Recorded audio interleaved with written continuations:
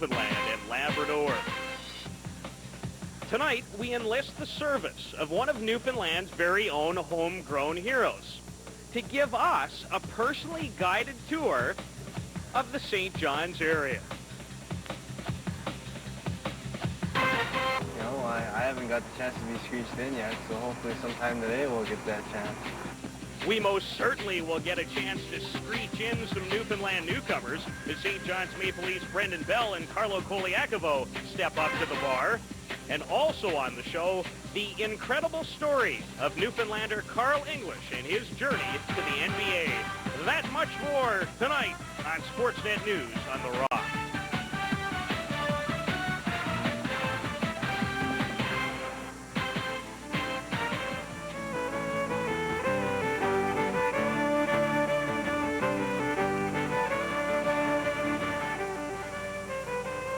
Yes, the local music being provided by a group called the Punters here at Cap's Pub in lovely Mile 1 Stadium here in St. John's, Newfoundland and Labrador. When Sportsnet News decided to visit one of my favorite places in Canada, St. John's, part of our 10-city Sportsnet News road trip tour, what we really wanted is we wanted a tour guide, someone who really knows the area, somebody who could show us all the sights and sounds that this particular area has to offer. So the first guy's name who came to mind, well, none other than a homegrown talent of the St. John's Maple Leafs of the American Hockey League, 24-year-old hockey player Harold Druken. And now we take a look at St. John's through Mr. Druken's eyes. All right, guys, welcome to St. John's. You're looking at the downtown area right now, standing here at Cabot Tower, where the first radio transmission was received from overseas. This place is pretty special to me. I grew up around here, and I'm going to take you to some places around St. John's and the surrounding areas that I grew up with. That fog bank right out there, when that rolls in, you'll know it.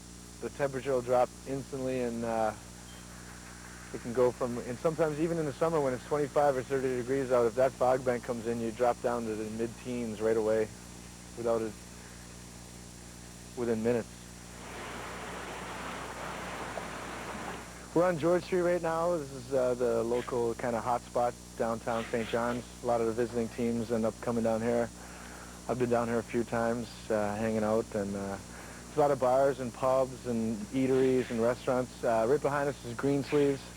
That's a pretty popular one that's been on the go for years. Any night of the week there's usually something going on down here, but it's more of a weekend place, a place for all the young Newfoundlanders to hang out, and to keep it in a nice concentrated area and real safe, and we like to have a lot of fun down here. This is a sign my community, they brought around a petition and they wanted to get a sign put up in my name. Not a whole lot of people make it to pro hockey from St. John's, let alone a small town community like Shea Heights. So I was pretty proud of that. I was pretty happy, pretty honored to have them put up a sign. This is my back garden when I grew up.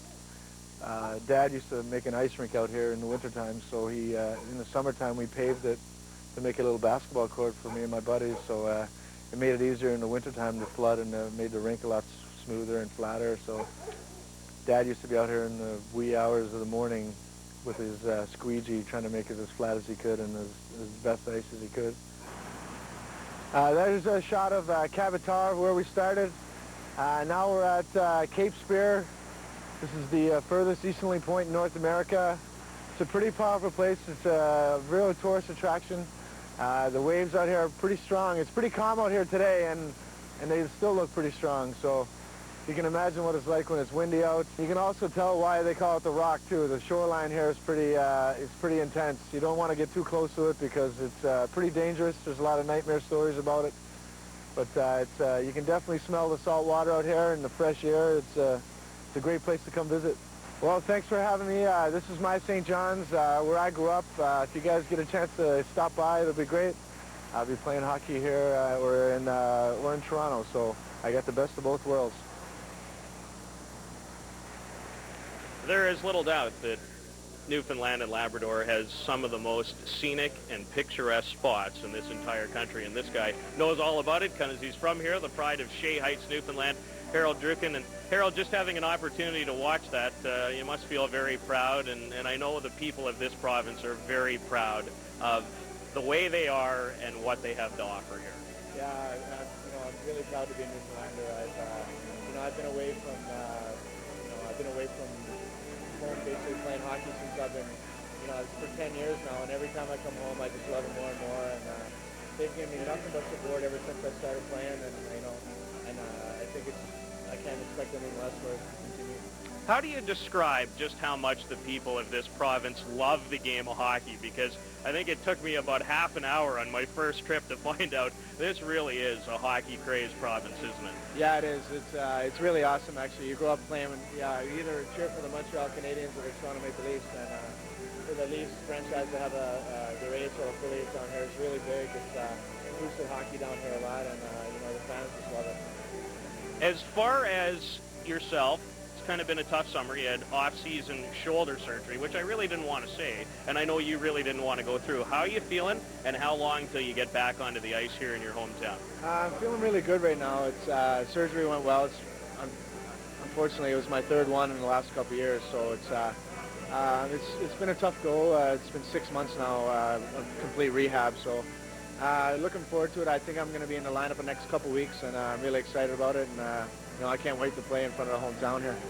And I know you're excited about that, and I know you're also excited about the prospect of getting to a spot where you've played 137 games, that being the National Hockey League. You had a great year in 2000-2001, where I think you had about 55 points, if I remember correctly. What will it take for you once you get completely healthy to maybe get back to that level and show the parent club that, hey, I need to be back there? Yeah, ever since then, it seems to be one big nagging injury, and that plays. I don't know if it plays in a big role, but it's definitely in the back of your mind. And for me right now, I want to get 100% healthy, get as confident I can as I can in my game, and then hopefully a little bit of luck never goes a long way either too. So just get some confidence, a little bit of luck, and hopefully I'll be back up there. Harold, thanks so much for stopping by. Enjoy your time back home playing, because I know that's special, and we hope to see you not only on the ice here, on our network, and maybe in Toronto before the year's too far down the road. Hey, thanks for having me. Harold Druken, I was introduced to him for the first time in Winnipeg at the 1999 World Junior. This young guy's a good player, and I think we'll see big things from him this season. When we return, still to come, a couple of other St. John's Maple Leafs are introduced to Newfoundland in a Labrador tradition. And coming up next, Barry Davis's conversation with Carl English. That's next from The Rock.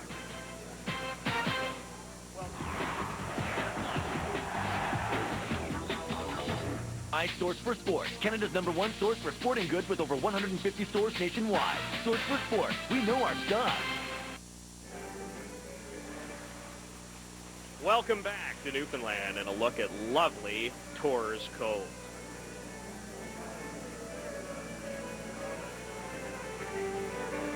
Patrick's Cove, Newfoundland and Labrador, is a community consisting of about 71 people. This is a town so small that it doesn't even really require a traffic light. But one of the former residents of this very community was so intent on making it to the National Basketball League and making his dreams come true that is about to occur, it looks like, this season.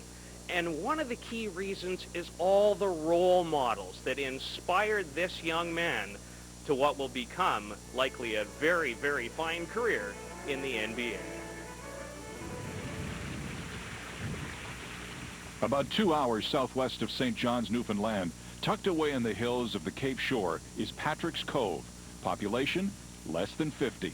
It's here Carl English grew up, and on this makeshift rim where he spent countless hours during his childhood shooting and shooting. He was like the other kids growing up. He would do his chores and his homework and everything. But just as he would get finished his chores, he would, of course, take the basketball and go down, bounce it around on the road. And he would stay at it, an extra long period of time compared to the other kids, right? So every spare moment he got when he growing up, that's what he was doing, going around bouncing the basketball. He started off fairly small, with, I think with a bicycle rim, and then obviously as the elements acted upon that, knocked it down and broke it up, and he'd rebuild it, and what you see in there now is probably part of a series of 10 times that he's after repairing and reconstructing. English endured a trying childhood. At the age of 5, his parents were killed in a house fire. His aunt and uncle took in Carl and his brothers. In the evening after our supper meal, we would take him for a drive. That's when he was a little boy, and of course he'd look up at the sky and he'd see the stars, you know, right? And of course we'd tell him there was the angels looking down on him, and his mom and dad were more than likely up there, you know. Basketball became English's passion. In grade 7, he made the senior team at Fatima Academy in St. Bride's. In terms of motivation, Carl took care of my motivation for me with the other players, because if other players weren't performing, he was the guy who made sure that everybody who was on that floor was working their butts off in order to win that game, because he hated to lose. As he got older and more popular and better skilled, people started coming, not just here, from all over to see Carl play basketball, right? And of course the girls loved him as well. Just 3 years ago, English was forced to endure yet another tragedy. While out fishing, his uncle suffered a heart attack. He died in Carl's arms. He was a real father figure to me, Carl afterward. It was a big blow to Carl when he passed on. Yeah. I think it made him stronger, actually. I think that's where he got some of his strength from, because like I said, my deceased husband had so many medical problems, and he overcome a lot of them.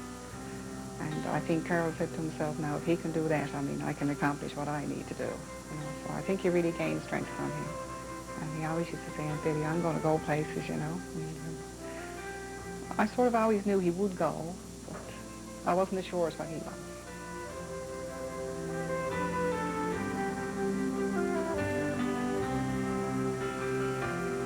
In today's world of professional basketball, there are so many stories of how players make it to the NBA, but I'm not sure there's any more touching, inspiring, and incredible as the one of Newfoundland's very own Carl English. Now, as far as Carl English is concerned, our Barry Davis had an opportunity to sit down with him earlier this week in Indianapolis, Indiana, and he talked about what really is a remarkable journey. If Carl English looks happy, it's because he can see just how close he is to his dream of becoming the first Newfoundlander to make it to the NBA. As a rookie, you got to be patient. I think patience is a virtue right now, because you got so many guys in front of you that had to wait their turn, and I think that's the biggest thing for a young player to deal with. But even with a 2-year deal with the Indiana Pacers, nothing has ever come easy for the Patrick's Cove native. At the age of 4, both parents were killed in a house fire, but English carried on, and that experience helped him with future adversity. The tragedy that I've coped with in my life has developed me into the person that I am today. I mean, I can't change it. Obviously you would, but I mean, I have to deal with it and move on, and it's made me the person I am today, independent, do a lot for myself, and you know, you don't take life for granted. I don't take basketball for granted. I don't take anything or anybody for granted. You know, you just work hard every day because you don't know when it's going to be taken away. And then just 3 years ago, you go back home and suffer yet another tragic blow. I just went home, and we were out fishing that day, and my uncle died on the way. When we got in, actually, Pat dropped dead in front of me. So that was tough, you know. I mean, it's tough to deal with, and like I said, it just makes you the person you are, you know. He went on to star at the University of Hawaii, and after 3 years declared himself for the NBA draft. Projected to go in the late first round or early second, English gathered with friends and family at a Toronto bar to see who would select him. Unfortunately, nobody did. As the night went on, I was just praying that my name would be called no matter where it was, just to get it over with. But, you know, I mean, it was just devastating. I think a lot of people are expecting the Toronto Raptors to select you, especially since you were still available when they had their second-round pick. When you look back now, are you angry at the Raptors? Are you disappointed? What are your feelings towards them? You're more let down than anything, I mean, because they told me when I went in I had a pretty good workout there and things, and they said basically their scouts and things got on TV and nationally and said he's not good enough for the 4th pick, which I wasn't, you know, and they said he won't be around at the 52nd pick. So I was staying positive because it would have been great to play for Canada, for your home country, you know. I mean, it just would have been awesome. But I mean, when they didn't pick me, I was like, what the hell are they thinking, you know? Now a hopeful with the Pacers, English may be on the verge of the big time, but will never forget his roots. No matter where I go or what part of the world I am, I'm still a Newfoundlander, and I'm proud of it. I mean, I'm proud of where I come from, the people that I'm around, and that's what made me the person I am today. Well, the punters, you know, they appreciate the exploits of Carl English. We'll be back with Sportsnet News on the Rock after this timeout.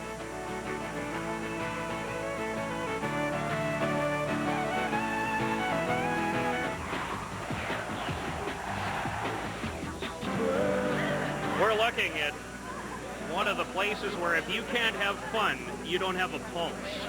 George Street here in St. John's. It truly is one of the most fun streets in all of this country, right, Brian Rogers? Absolutely, and I used that many years ago, and somebody picked up on that. Yeah. Brian's had a few visits to that street, not too many. Absolutely. We bring Brian in. He's the 9-year voice on radio and cable television of the St. John's Maple Leafs. I know that you're a native of Halifax, but you're a true Newfoundlander now. I know that. And just tell me about living here and the pride and the passion of the people from this area. Well, I married a gal from Labrador, and it's Newfoundland and Labrador, which you aptly said at the top of the show, but being here is just such a sense of pride in the blue-collar town and the camaraderie, you know, like you battle the elements, the harsh weather and so on like that. But everybody just feels off of each other, I think, and it's just it's a sense of getting up in the morning, going to work, having some fun at the same time. It's just flying your trade and making the most of where you're at. And talk about just how much this community loves its hockey and loves this hockey team. Well, you know, it's 13 years now when you consider that Hershey and Rochester, pardon me, are the longest-standing teams outside of St. John's. It just goes to show you how much they do enjoy coming to the rink. Being a blue-collar town, they want to see the team play hard, and I think you saw that so far in the early part of this season. They haven't got the greatest results, 2-4. It'll get better, but the fact that they work so hard kind of is the way the people feel. So, you know, they're busting their hump. They want to see their team bust their hump, win, lose, or draw. Brian Rogers, thanks so much for stopping by. This guy is the first guy I had a chance to meet here in Newfoundland, and my trips have been great thanks in part to this guy every single time. Peter, thank you. You do a great job. Keep it going. Thank you so much. Well, we've got a lot more to come your way from St. John's, Newfoundland and Labrador, including this alcohol they call Screech. And we're going to check in on a couple of young St. John's Maple Leafs and find out if they've been screeched in yet. All the details are coming your way. No, I haven't got the chance to be screeched in yet, so hopefully sometime today we'll get that chance. Hear ye. This afternoon we have two gentlemen who like to become members of Trapper John's family of Screechers. We have Carlo Koliakovo. There you go. And you are from? Toronto, Ontario. And Brendan Bell from? Ottawa, Ontario. All right, welcome to Trapper John's, and a big Trapper John welcome to both of you. First thing you both have to do is stand up straight at the bar. All right, stand up straight. All right, now you must consume your 1 ounce of good old Newfoundland Screech with no chaser. I heard the stuff's awful, and I heard you gotta kiss some sort of cod afterward. Cheers. Leave it in, dear.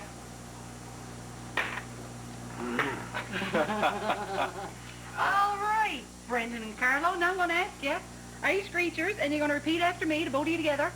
Indeed, I use milk, along my big jib drop. What? One more time. It's not English. It's some other dialect for sure. Indeed, I use milk, along my big jib drop. Indeed, I use me little goggling drop. Bad, not bad. We'll slow her down a little bit for you. Please. Indeed, I is. Indeed, I is. Me old cock.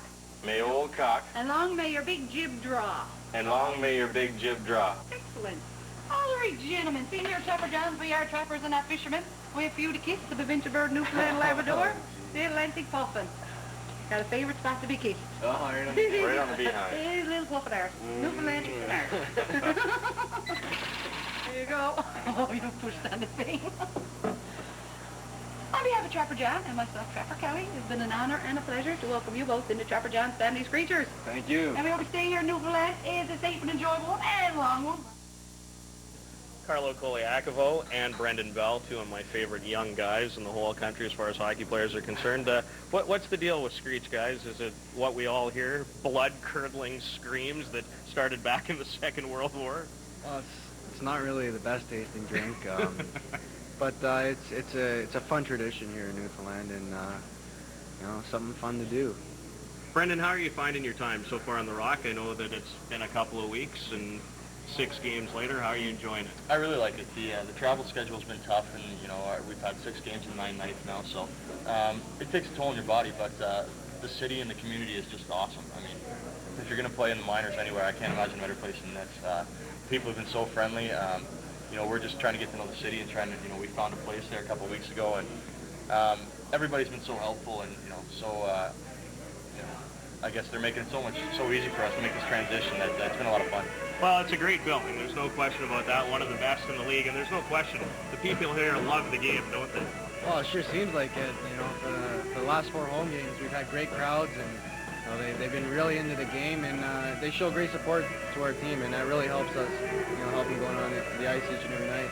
Brendan, what's the most difficult part about the transition from major junior, where last year you were the top defenseman in the country, to here in the American Hockey League? I think it's just the speed and the size of the players. You know, obviously the guys are a lot more mature. We're playing against, you know, guys in their mid-20s, early 30s. So for a 20-year-old guy to jump in and play the game, especially as a defenseman, you know, you're working in the corners, working in the trenches a lot. So it's just, you know, it's a step quicker, and guys are, you know, a couple pounds heavier and a little bit stronger. So that's going to be the main thing, I think. Both these guys had a great experience last year in Halifax at the World Junior. Carlo, I know that you had a terrific camp. You're very close to making the Leafs. How are you dealing with coming down and trying to be the best that you can be here? Oh, I'm having a great time. You know, I got a real positive attitude toward everything, and you know, I just want to have a lot of fun while I'm here and make the most of the situation, and you know, represent this team and really well, and try to do whatever we can to have a successful year this year. Guys, thanks so much for stopping by. Thanks for being screeched in, and best of luck to both of you. Always enjoy dealing with you and watching you play. Thanks very much, Peter. You will have an opportunity to watch Mr. Koliakovo and Mr. Bell play coming right up a little bit later here on Rogers Sportsnet as they tangle with the Manitoba Moose in the second game of a weekend series.